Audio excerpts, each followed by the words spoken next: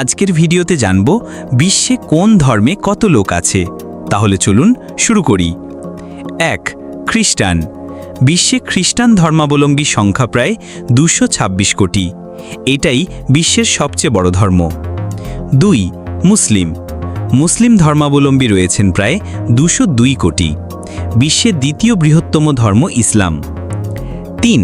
নাস্তিক বা নির্ধর্ম। ধর্মে বিশ্বাস করেন না এমন মানুষের সংখ্যা প্রায় 190 কোটি। 4. হিন্দু। হিন্দু ধর্মাবলম্বীর সংখ্যা প্রায় 117 কোটি। মূলত ভারত ও নেপালে এদের বসবাস। 5. বৌদ্ধ। বৌদ্ধ ধর্ম অনুসরণ করেন প্রায় 32 কোটি মানুষ, বিশেষ করে পূর্ব এশিয়ায়।